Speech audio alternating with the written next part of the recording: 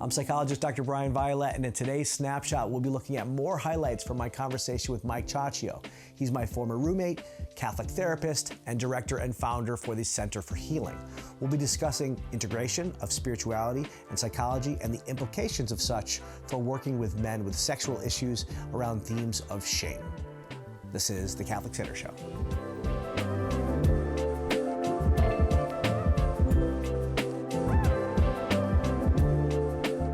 Do you say that explicitly in sessions? Do you know that Jesus loves you? That kind of explicit? No, I'm saying I don't do that. Oh, you don't do that?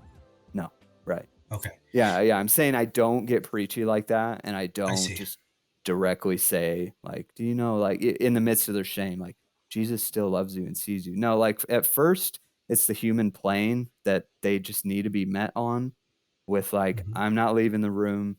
Like, I see you. I'm not afraid of, like, that darkness. I've heard these things. You're not alone. Just that empathy of really receiving them in that space, you know? And so I don't know where, like, I'd be really interested in what you have to say about shame and about this integration piece as well. That's definitely something to tee it off with. Yeah. Integration is a huge topic. I think I'm at the point in my understanding of integration where it's very challenging for me to separate one's psychological functioning from their spiritual functioning. Yeah. So I think in our finite minds, we have to separate those two. Right? In the simplest form, we might say your spiritual life is your relationship with God or relationship with the transcendent, and that can take a lot of different forms depending on people's belief systems. And then your psychological life is your relationship with everything else, right? But just like I've never had a thought without an emotion, or I've never not behaved while I was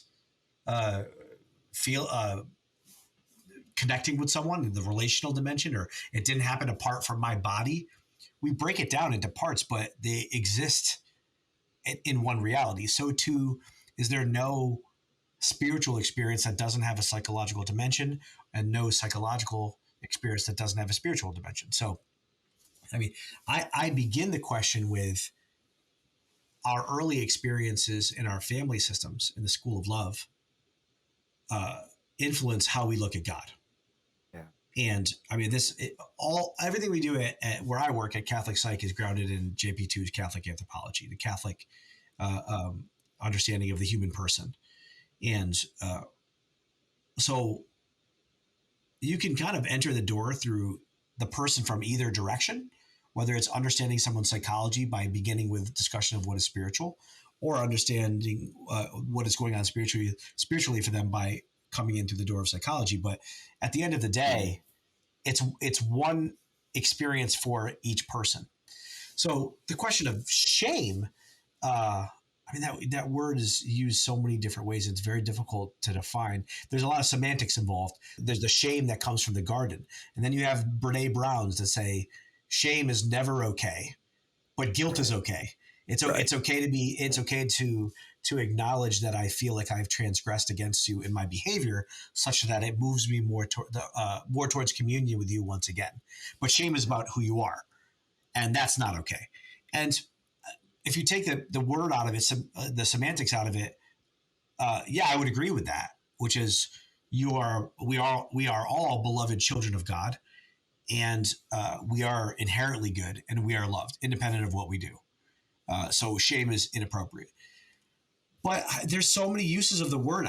Evolutionary psychology uses the word shame when those sort of theorists discuss how shame was necessary to keep people alive. Shame is an ostracizing of the individual from the community if they did something which threatened the survival of everyone, and therefore it's not a bad thing to feel because it keeps you in line.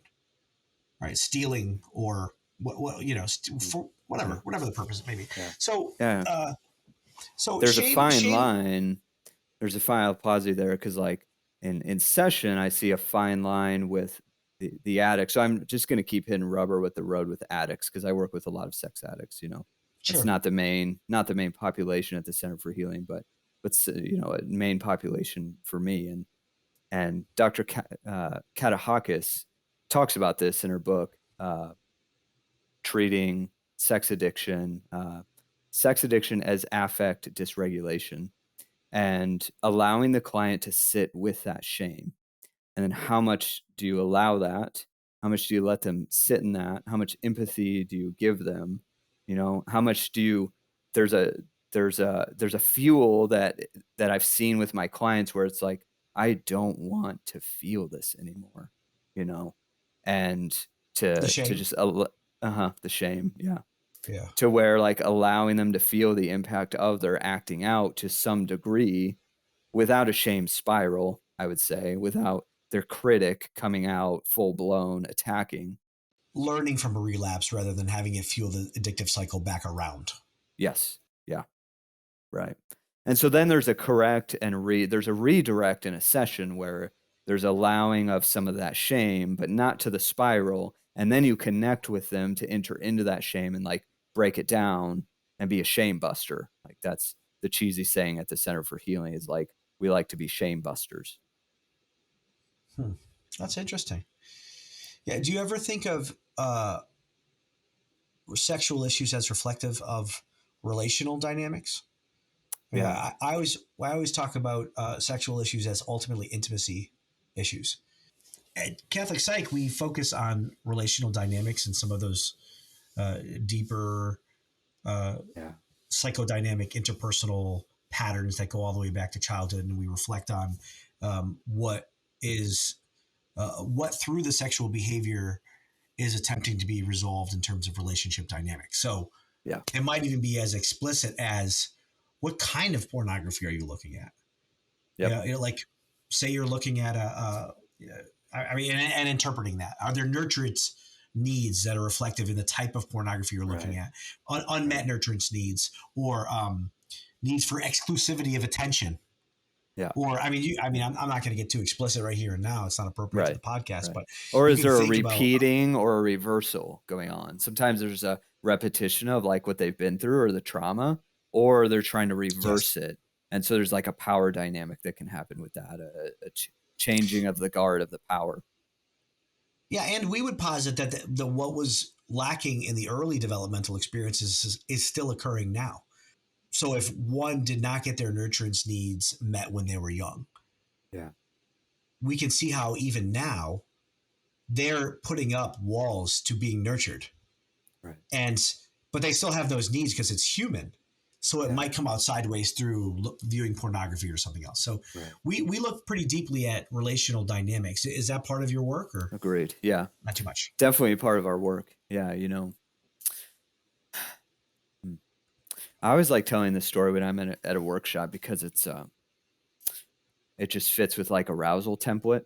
We really help a guy create like a graphic of what his arousal template is to help him understand like what his triggers look like, what they look like emotionally, what the type is, and what the genre is, right? And for him to be able to see his environment in such a way so that he can own it. Definitely, we see it at like the language within sexual addiction is not what's wrong with you, but like there's an intimacy disorder here, and how can we start connecting dots to help you see like you're not just a siloed dude who looks at pornography and you're bad. Like I guarantee you in your story, there's clues, there's nuggets, there's parts of yourself that are exiled, right? If you would, there's You were traumas, hurt there's family first. dynamics. You Right. were hurt Yeah. first before this behavior Right. began, and the behavior is a Right. reflection of the ways in which you were hurt. That deshames things, and it creates a differentiation between or like undoes splitting, where it's like Yeah. if you don't acknowledge how you were hurt, then you blame Right. yourself for your behavior. But as part of the stages of healing, if you see that someone hurts you, it's a necessary Right. step. It's that angry stage before you get to the sadness at the loss on the way to Right. forgiveness. But it has to begin. You have to move from the pre-contemplative acknowledgement that you were hurt, Right. Right. right? And that place you're just blaming yourself. Right. So Exactly. it's necessary. It's necessary to see that somebody Yeah. hurt you first. Right. I think a little tweak with this I'd like to ask you about is specifically with males here, because we are getting a lot of calls from young adult males, in their 20s, I'd say the next highest percentage men in their 30s, but they're calling my partner Andy and Chris and myself. Like they're specifically looking for a male to talk to. I'd say 70 to 80% of our caseloads are males. What I'm seeing with that is like the greatest challenge for a man, right, for us is to face ourselves.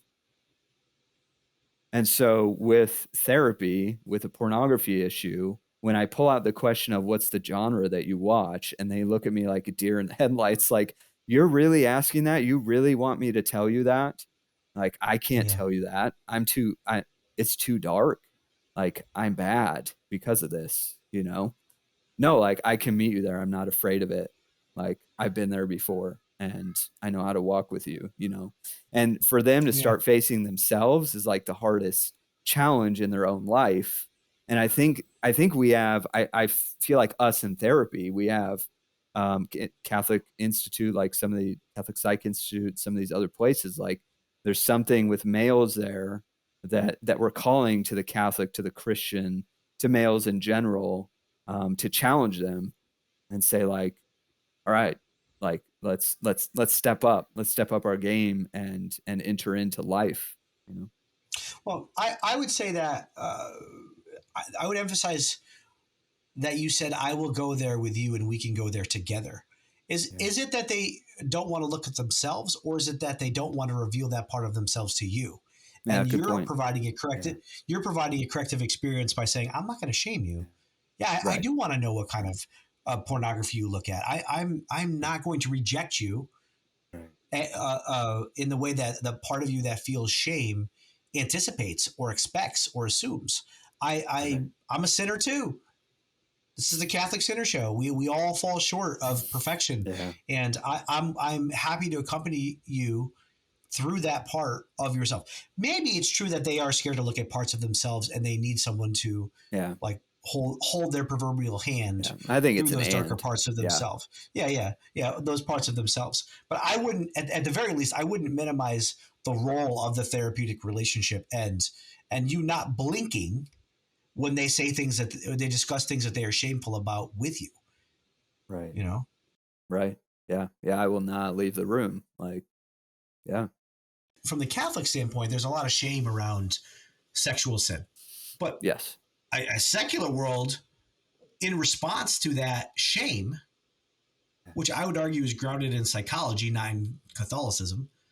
But the secular response would be to say, no, this shame is problematic, which I agree with. The shame is yeah. problematic. The solution of, well, then there should be no shame, or there should be no guilt, or there's no moral prescriptions, and I can do whatever I want according to how I feel. That's a problem. But That's a problem. the initial response of "don't shame me," I 100% agree with. And to me, Yeah, that's the biggest part of integration is to be able to interface with systems of thought or cultural expressions yeah, that in an honest, authentic way, and mine from them what is good, yeah, mine from them that which aligns with a Catholic perspective, and right. challenge those things that don't. But not to draw a line between us Catholics and those secular people. Yeah, no God way. is on the other side of the fence too, you know. Right, And there's sinners on this side of the fence, right? We don't right, like. I want to blow up the fence because I think we're right. all on this path together, and Hmm. yeah, I think we need to find the commonalities more than anything. I think what I start to see, like, how do you define when somebody is starting to become more integrated, or when you yourself have felt like I'm alive, I'm more integrated, or what do you start to see in walking with your clients? Because two things I start to see is that they become more free, and maybe that's from pornography, or maybe it's from like people pleasing, or maybe it's from you know, Pornography is low hanging fruit to identify that. I mean, it's are you still engaging in the behavior? I think it's more complicated to discern freedom when you're looking at a diminishment of personality defenses, right? Yes. That's harder to tell. But I think you're right. There is more freedom in terms of flexibility. A good working definition of mental health is the capacity to be flexible across different contexts. Yeah. When a personality structure or architecture becomes crystallized, such that you're the same way in all these different circumstances, that's when you run into problems. And then the byproduct of that interaction between the personality and the environment are things like depression and anxiety, mood disorders. Right. That's the byproduct. Right. So if you're flexible enough to adjust, there's nothing wrong. So we say people pleasing is a problem. Well, people pleasing, if it's compulsive to the point where I always subjugate my emotions to everyone all the time because for fear that I will be rejected, yeah, that's a problem. But learning how to read someone else and make them feel good in certain circumstances, it's a great gift. That's empathy. Yeah. Or it's also important to like make your boss happy. Or make the policeman who has pulled you over happy, or the IRS happy, right? Like there's nothing wrong with people pleasing, right? But it's what is it compulsive, and when do we have the flexibility to adjust to the environment, to what the environment gives us? Right. Well, and again, back to the middle ground, right? The other thing with integration is becoming more yourself. Like when I see the client becoming more free from than a freedom for, I feel like I'm more myself. I can. Yes. Yeah. Dr. Greg, I work with Dr. Greg Bottaro. Yeah, I was going to ask you what that's like. It's incredible. But one of the things he always gives me a hard time on is I say that personality defenses are boring. He's like, well, they're not boring. Okay. And I say that with a certain histrionic quality of trying to get a rise out of people and really actually to help those clinicians that I train to not be as frightened when they're encountering different personality defenses. But the reason I say that is because they're predictable. They're boring because they're predictable. It's why we have a job, is because somebody who has, say, narcissistic defenses, if you work with one person who has narcissistic defenses, you've worked with all people who have narcissistic defenses. It's predictable. It's the same thing. When you reduce those defenses and the true self emerges, that's interesting. Because each person is unique and you can't predict what they're going to do. And then you think of the lives of the saints. There's no two that are alike. They're fully alive. They're fully themselves. They're not hindered by these wounds from which personality defenses develop. But Dr. Greg likes to give me a hard time about that because he thinks that it can invalidate people's experiences. I don't mean to. I just mean to say that I want that free and unique and unrepeatable you. Do you say that in session? Yes. Your defense here is these are boring? I would say that. Yeah. Yeah, our model is very authentic. And it's one of the things that helps with burnout is I don't hold back. I express to the people that I work with exactly what I'm feeling. Yep. And I think it cultivates trust and makes the relationship real. Although I don't have sessions anymore. This is another huge topic. I don't practice traditional psychotherapy anymore. We have a different model called mentorship. But I still engage with people in a clinical context. And yes, I would say to them, something is boring or something is annoying or something is, and I'm also subject to the same kind of authenticity from them. You know, if I'm not listening to them or I'm falling short or I've made a mistake or I'm not hearing them or perhaps I'm being too direct and I'm not sympathetic or empathic enough to stay connected with them. I mean, it's what we all really want, in my opinion, is to have a real relationship with someone. Right. Yeah. Yeah.